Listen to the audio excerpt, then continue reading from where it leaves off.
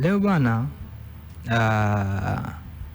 ni kumbukizi ya kuzaliwa mtu muhimu sana. Mtu wa watu. Naam. Mwenye unyenyekevu. Sawa. Ni kiongozi mkubwa sana. Sawa. Si unanielewa? Lakini mbali na uongozi wake, unaipata tafsiri ya mtu aliyeandaliwa kuwa kiongozi. Hana majivuno, hana kujikweza, na ni mfano kwa viongozi wengine. Ni nani huyo? Ni nani huyo? Ni Rais wa Zanzibar na mwenyekiti wa Baraza la Mapinduzi, mzee wetu, rais wetu Hussein Ali Mwinyi. Huyu rais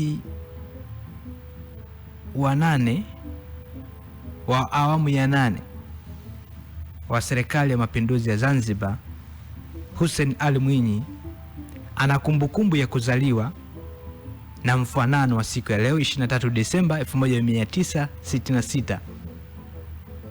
Ni dokta, yaani ni zabibu, ni mwanasiasa aliyebobea, aliyechaguliwa kuwa rais wa Zanzibar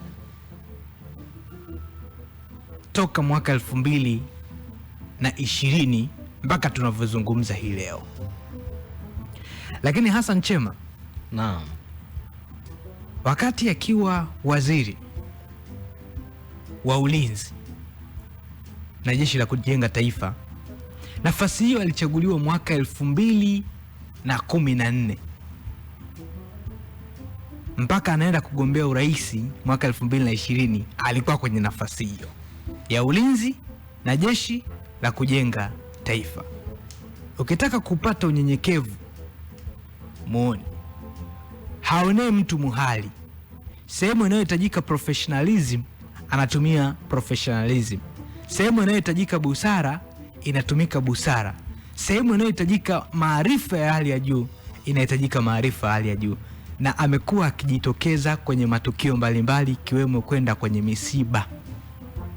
Na huyu ni mtoto wa aliyekuwa rais wa awamu ya pili wa Tanzania, mzee Ruksa hayati Al Hassan Mwinyi na Bibi Siti Mwinyi.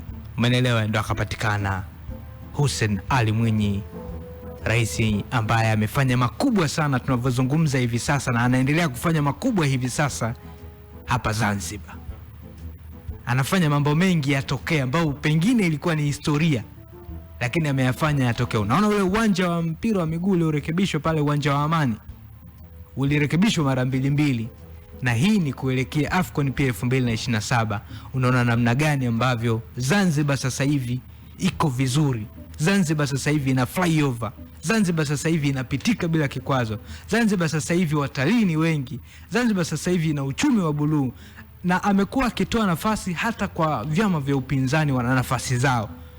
Kama unakumbuka, baraza la mawaziri kuna nafasi zimeachwa kwa ajili ya ACT Wazalendo, kwa maana kwamba serikali ya umoja wa kitaifa ambayo inaendelea pale Zanzibar, kuna nafasi ameziacha kwa ajili ya ACT Wazalendo. Kwa hiyo ni moja kati ya rais mzalendo sana, na ni moja kati ya rais mnyenyekevu, mtulivu, na mfanya mambo maamuzi, na mfanya kweli yale anayoahidi. Na amesema mpaka amalize kipindi chake atakuwa amemaliza deni ambalo wanadaiwa serikali ya mapinduzi ya Zanzibar. Atakuwa amemaliza deni lote.